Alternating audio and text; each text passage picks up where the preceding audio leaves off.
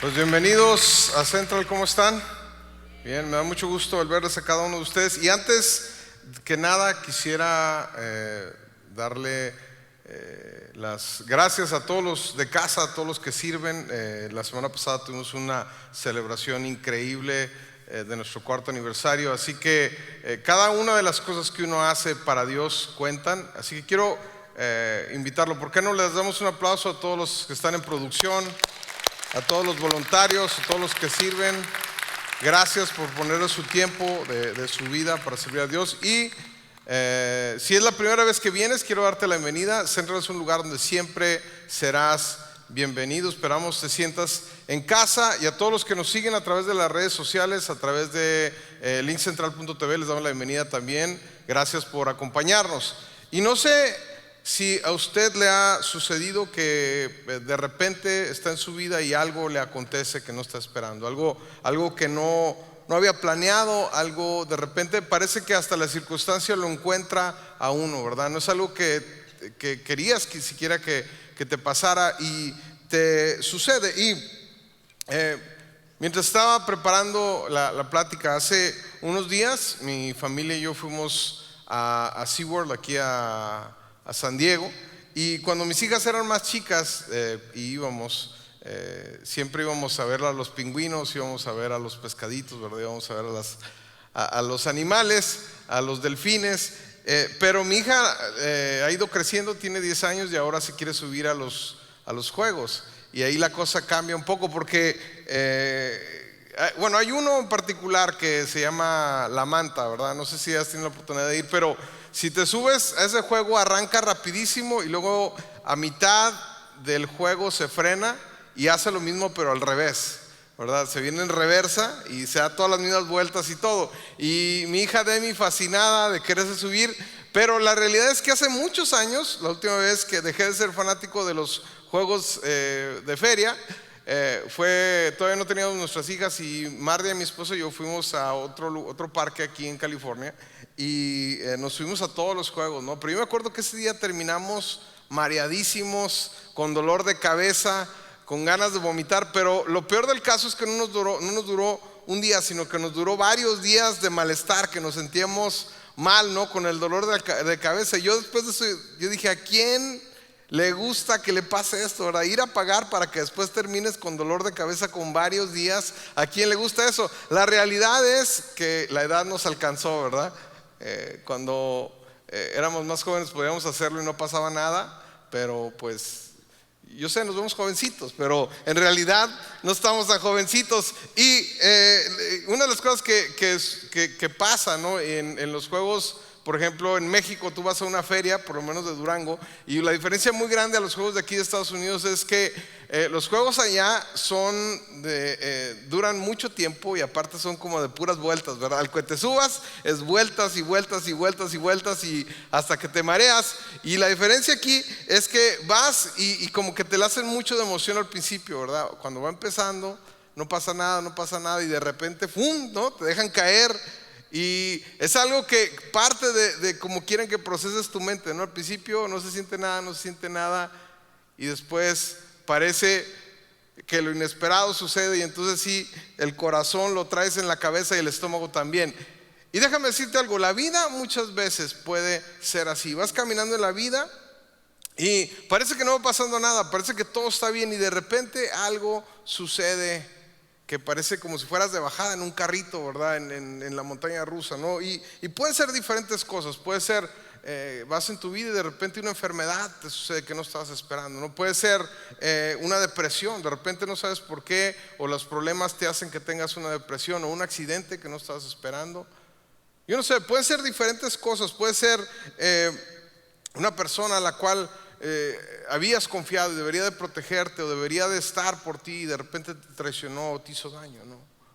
O pueden ser diferentes cosas, quizás un embarazo no deseado, que de repente te metiste en algo que no deberías de haber hecho, o a lo mejor un embarazo que nunca ha llegado y sufres en tu corazón y no sabes, ¿no? Es algo que pareciera que interrumpe tu vida, pareciera que es algo que inesperado que te sucedió. Y muchas veces cuando cuando nos sucede esto en la vida, la mayoría de las personas lo que hace es que cuestiona a Dios y dice: Dios, ¿dónde estás? Dios, ¿acaso te importa mi vida? Dios, si estás ahí, ¿es esto un castigo divino? La mayoría de la gente piensa: bueno, a lo mejor Dios me está castigando con lo que me está pasando.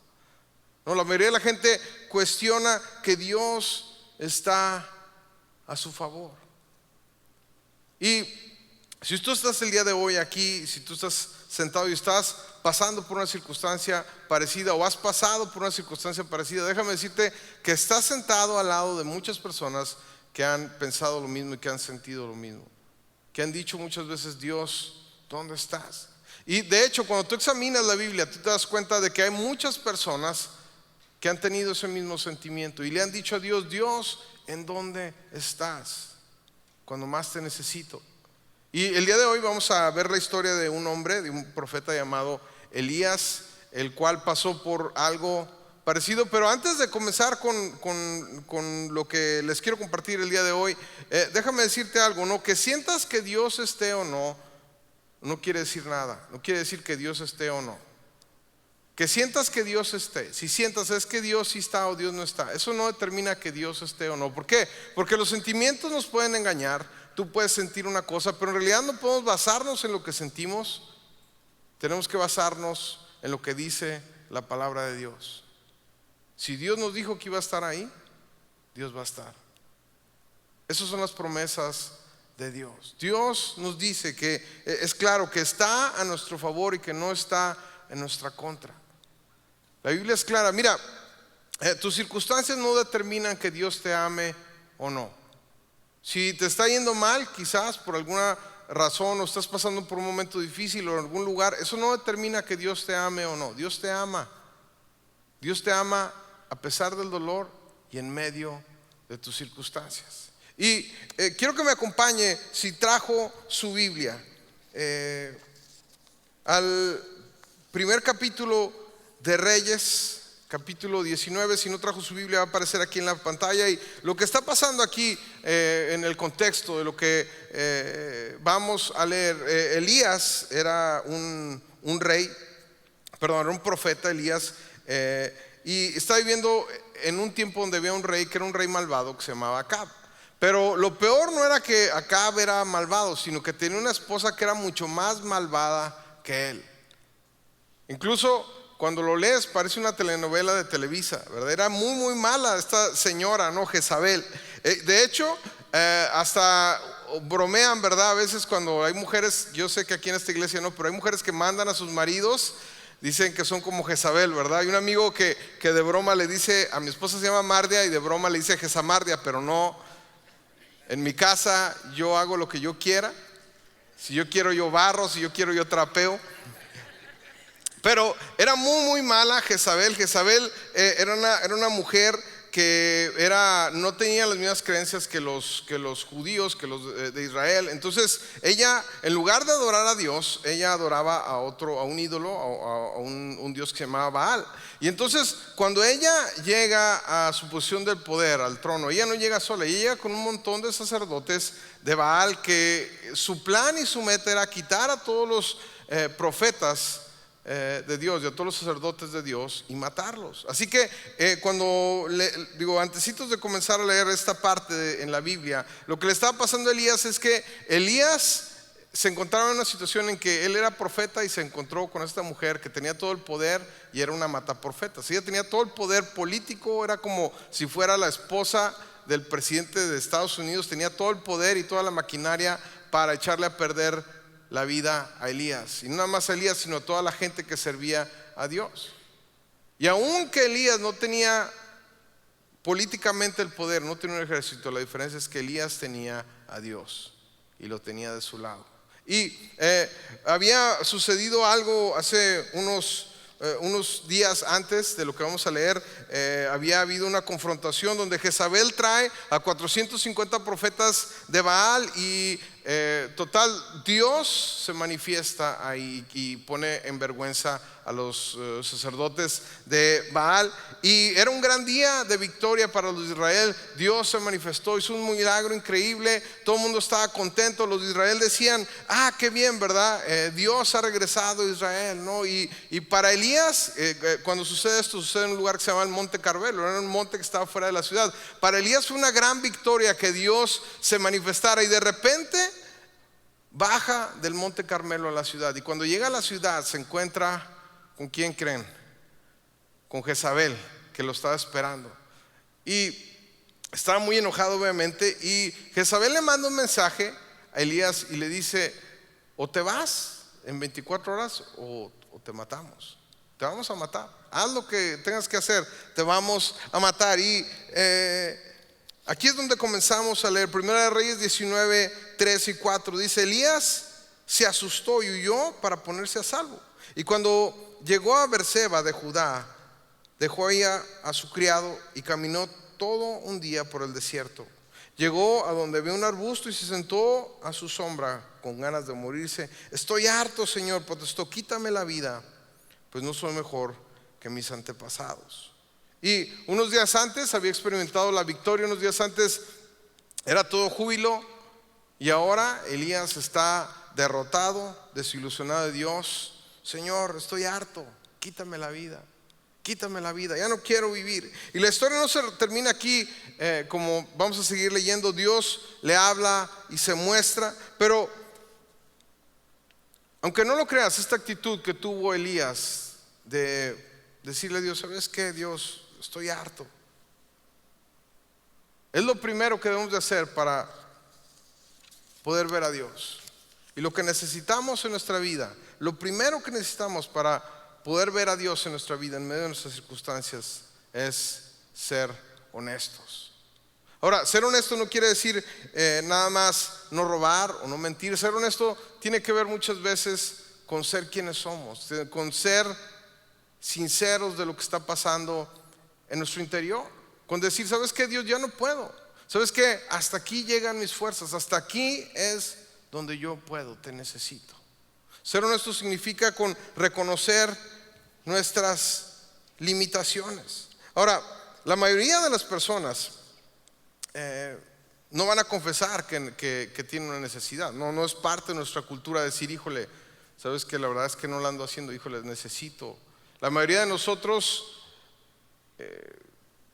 nos cuesta trabajo reconocer, ¿no? La mayoría de la gente en el mundo, de hecho, vive con una fachada para que los demás no se enteren qué es lo que está sucediendo aquí adentro, de los conflictos internos que cualquier persona pueda tener. La mayoría de la gente vive atrás de esta máscara. Ahora, tampoco quiere decir que a medio mundo le ande teniendo que contar y ande ventilando sus problemas, ¿verdad? Pero es muy claro que la confesión, el decirlo, no sé si ha conocido personas que tú sabes que están mal, tú sabes que tienen una necesidad, y por más que le preguntas y le preguntas, nunca van a decir que están mal. Nunca van a decir que están mal. Y en el momento que dicen: ok, sí es cierto, estoy mal, sí es cierto, lo necesito, en ese momento es como si la máscara se quitara, o es como si la cubierta que tuvieran se quitara. ¿Por qué? Porque la confesión, el decirlo, cuando tú lo reconoces y lo dices, algo cambia. Las palabras tienen poder. Ahora te digo, no tienes que andarlo confesando ante todos, pero sí lo tienes que confesar ante Dios y decirlo: Dios, te necesito. Dios, aquí está, soy yo el que tengo esta necesidad. Y Elías perdió la fe en sí mismo, se sinceró con Dios y le dijo: Señor, ¿sabes qué? Quiero tirar la toalla. Ya quiero tirar la toalla, mejor quítame la vida. Perdió la fe en sí mismo y perdió la fe en Dios. Ahora, déjame le digo algo: Dios no se asusta cuando lo cuestiona. Dios no se enoja cuando alguien viene y le dice: Dios, ¿dónde estás? ¿Por qué no te has aparecido? A Dios no le molesta. De hecho, la Biblia está llena de historias de gente que llegó con Dios y le dijo: Dios, ¿dónde estás? Respóndeme. Los salmos están llenos de canciones que dicen: Dios, en la mañana te busco. El Salmo 22 dice: en la mañana te busco y no te encuentro, en la tarde te busco y no te encuentro. ¿Dónde estás? Mis enemigos me han rodeado, ¿y tú dónde estás? Y al final termina diciendo: Señor, yo sé que estás conmigo. Y después está el Salmo 23 donde dice: el Señor es mi pastor, nada me faltará. Pero cada persona que se ha acercado con Dios y le ha dicho: Dios, ¿dónde estás? ¿Por qué no te veo? Ayúdame. Dios siempre contesta. Y de hecho yo creo que Dios quiere que tengamos esta relación con Él, donde nosotros seamos sinceros y digamos: Señor, hasta aquí llegué, ya no puedo más. Necesito que me ayudes, necesito ver tu mano. La honestidad de nuestro corazón es el lugar donde Dios te encuentra y comienza a dirigirte a un nuevo lugar. Pero mientras no seamos honestos, va a ser muy difícil que Dios nos pueda dirigir y que nos dejemos dirigir.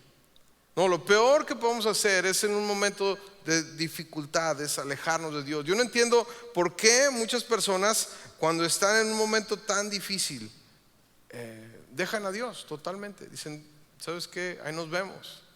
Muchas veces creo yo que tenemos una mentalidad de Dios como si Dios fuera un mesero, ¿no? Yo sé que aquí en Las Vegas hay mucha gente aquí que se dedica a eso, que trabaja en eso.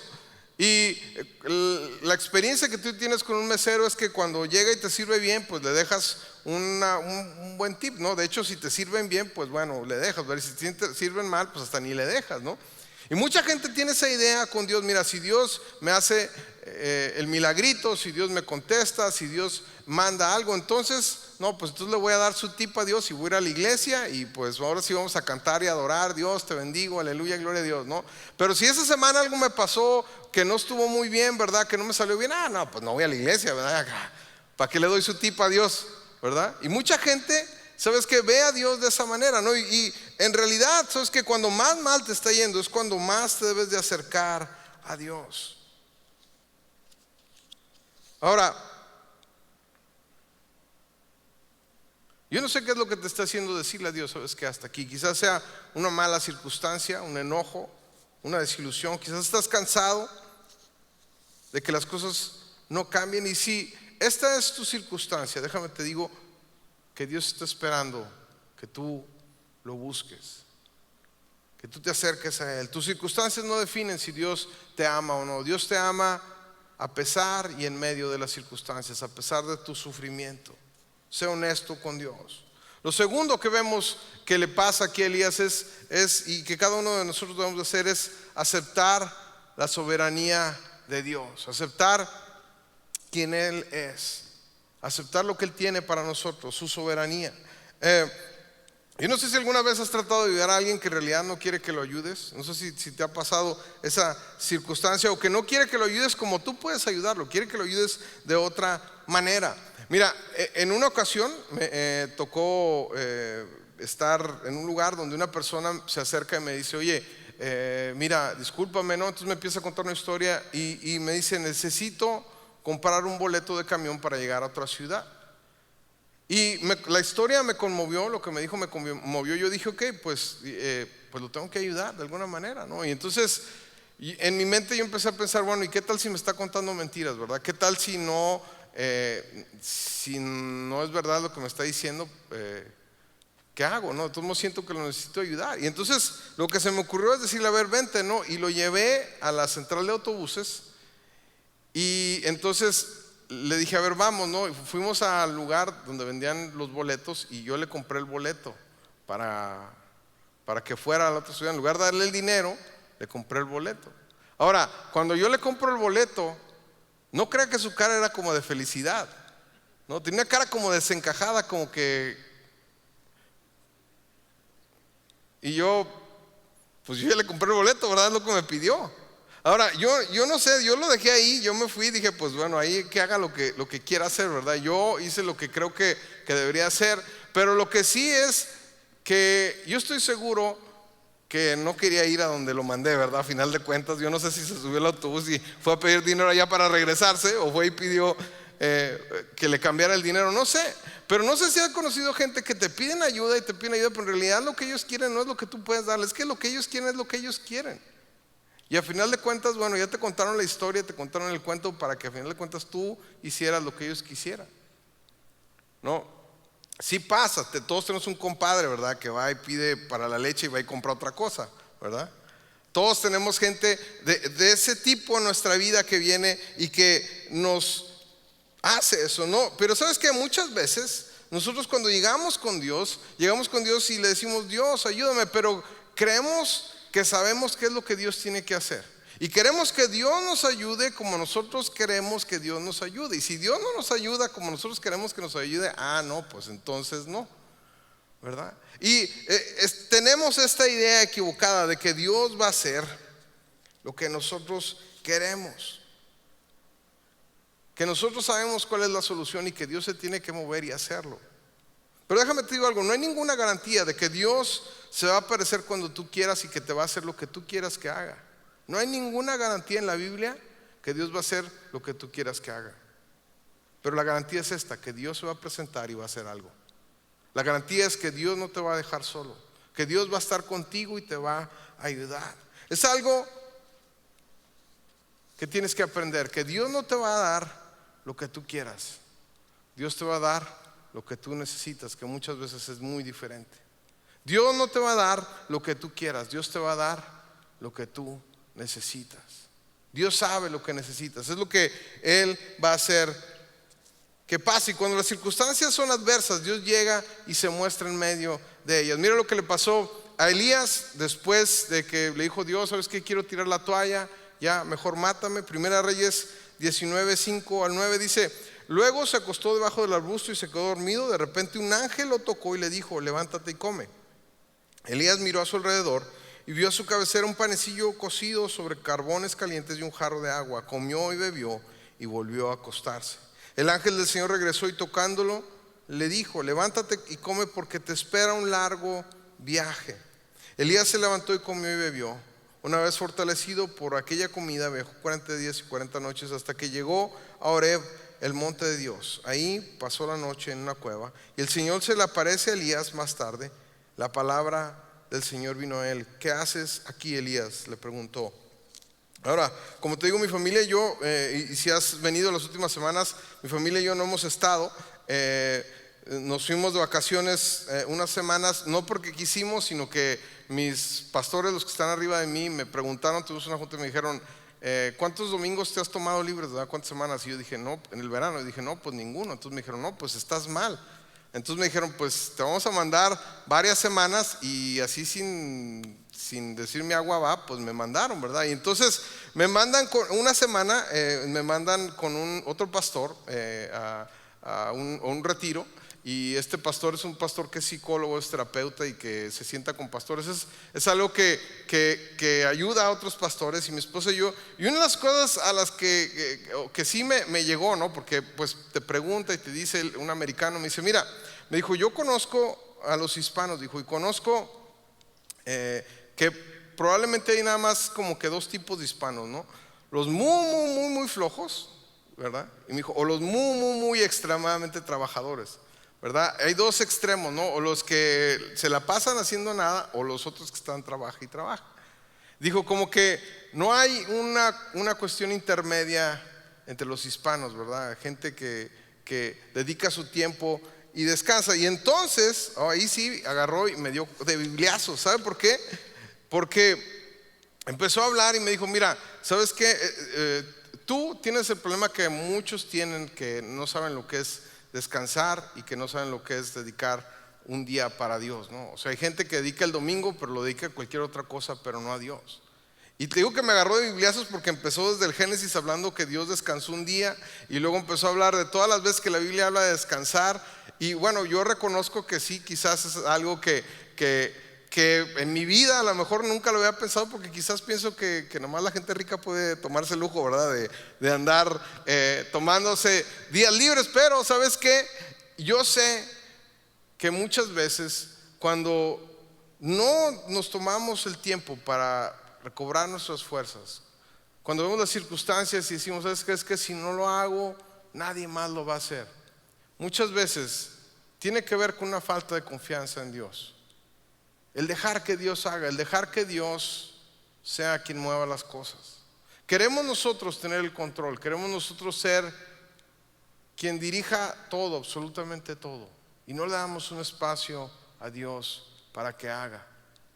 Y es exactamente lo que le pasa aquí a Elías, ¿no? Dios le da de comer, le dice: ¿sabes qué? Primero se duerme, come y se duerme, y otra vez come. y hasta que recobra las fuerzas. Y hay algo que se me hace muy interesante, que le dice, ¿sabes qué? Mucho camino, come y bebe, dijo, porque mucho camino te queda por delante. Y obviamente Elías lo único que veía era su circunstancia, que lo iban a matar, que estaba difícil. Lo único que veía era que nadie estaba con él, él se sentía solo. Y lo que Dios le está diciendo es, Elías, tranquilo. La visión de Elías es que ya no hay otra salida. Dios le dice, mucho camino te queda por delante. Y muchas veces cuando estamos en una circunstancia difícil donde pensamos que es el fin, lo que necesitamos es acercarnos a Dios y descansar en Él. Y Dios te va a decir, ¿sabes qué? Tranquilo, yo tengo el control. Crees que es el fin, pero mucho camino te queda por delante. Descansa en mí.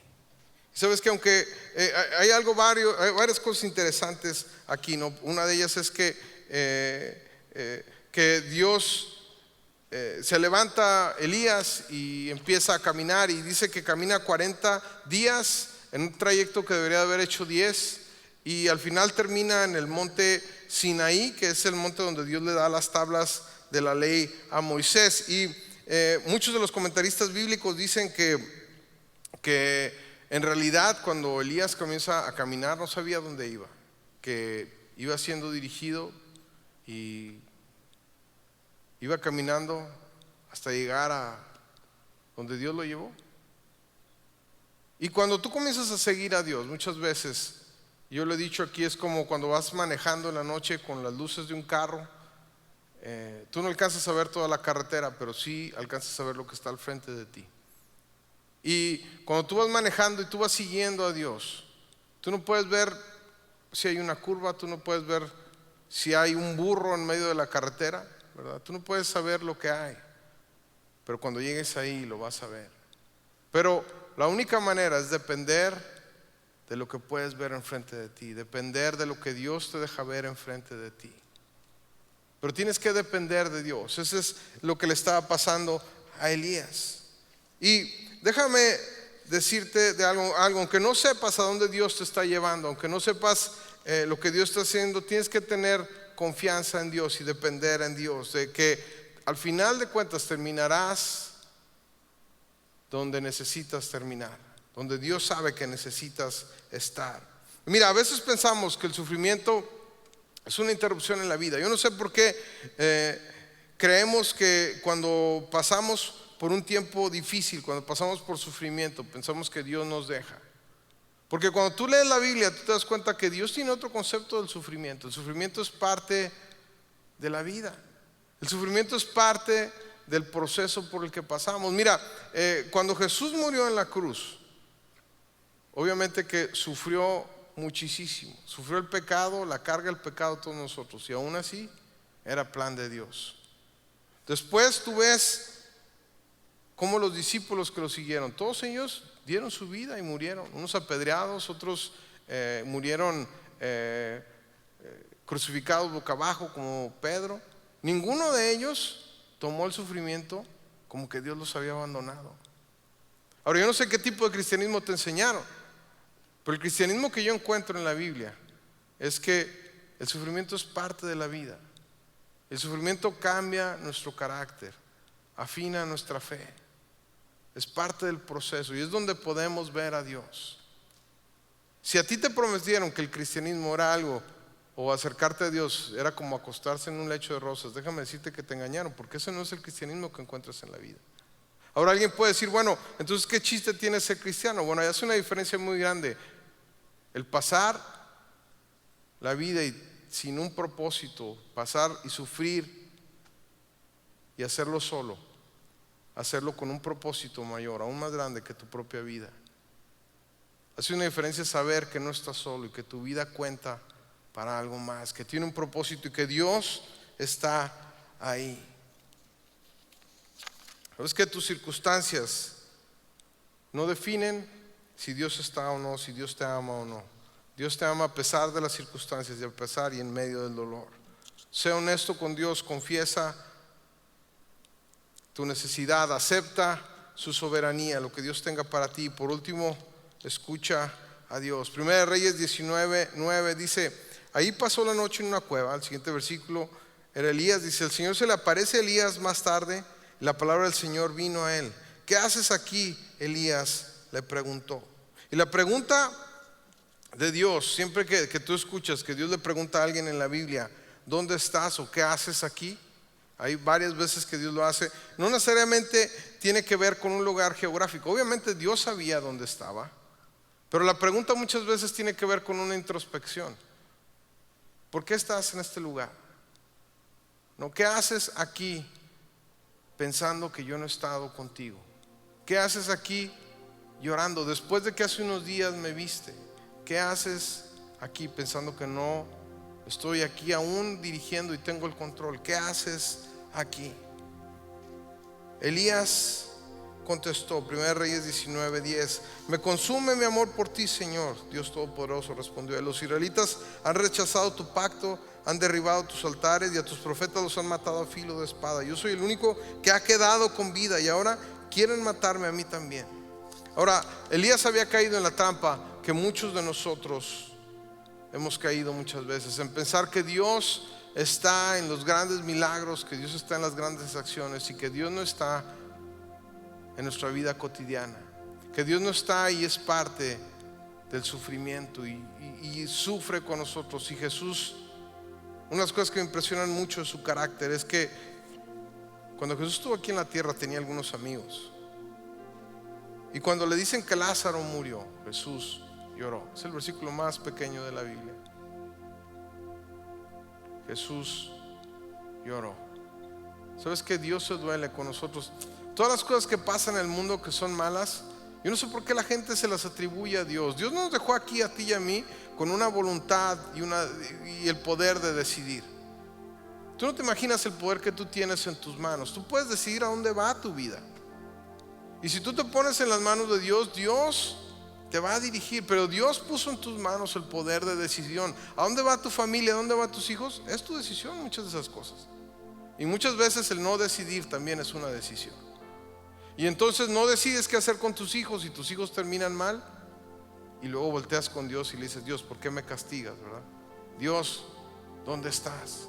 Cuando Dios te dice: hijo, a ti te di la oportunidad de dirigirlos, ¿verdad? Muchas de las guerras y muchas de las cosas que están sucediendo el día de hoy no es culpa de Dios, es culpa de los malos corazones de los hombres. El día que, si Dios nos quitara a nosotros nuestra voluntad y nuestro poder de decisión, ¿sabes qué? Nos convertiríamos en robots, personas que siguen órdenes, y nuestro corazón se apagaría. Pero Dios no ha querido eso. Dios quiere que tú tomes el control de tu vida con tus decisiones y que lo sigas a Él. Eso es lo que Dios quiere. Y el Señor le ordenó, 1 Reyes 9, 11 y 12: sal y preséntate ante mí en la montaña, porque estoy a punto de pasar por ahí. Como heraldo del Señor vino un viento recio, tan violento que partió las montañas e hizo añicos las rocas, pero el Señor no estaba en el viento. El viento lo siguió un terremoto, pero el Señor tampoco estaba en el terremoto. Tras el terremoto vino un fuego, pero el Señor tampoco estaba en el fuego. Y después del fuego vino un suave murmullo. Una cosa que es muy interesante es que cuando utiliza la palabra suave murmullo, utiliza las mismas palabras en el original para describir esta sustancia que se llamaba maná, que por 40 años mantuvo a los israelitas. Era como unas hojuelas que caían, lo describen así, de donde podías hacer masa, donde podías hacer panes. Y lo que significaba era que día con día la provisión de Dios estaba con ellos. Y la lección que nosotros podemos aprender aquí es que quizás estás el día de hoy pasando por un torbellino, ¿verdad? Tu vida está envuelta en un montón de cosas que no tienes el control. A lo mejor tu vida está en medio de un terremoto que no sabes qué está pasando, o a lo mejor estás atravesando por un fuego. Pero independientemente de esto, Dios, la provisión de Dios, su murmullo a nuestro corazón, están presentes todos los días. Muchas de las cosas en nuestra vida, de las circunstancias, de la respuesta de Dios, depende de nuestra respuesta a Él. Y yo quiero invitarte a que seas honesto. Confiesa: ¿sabes qué, Señor? Te necesito, ayúdame. Lo segundo es: sométete a su soberanía. Dios, lo que tú quieras, a donde tú quieras llevarme, a cualquier precio, yo te voy a seguir. Lo último es que escuches su voz. Dios está contigo. Y quiero invitarte: cierra tus ojos ahí donde estás.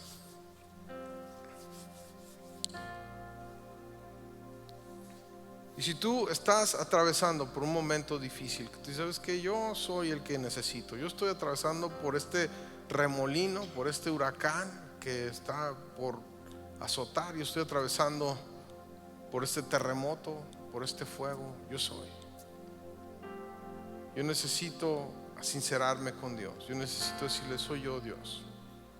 Yo quiero someterme a su soberanía, a lo que Él quiera, y quiero escuchar su voz. Si eres tú, ¿por qué no levantas tu mano ahí en tu lugar y déjame orar por ti?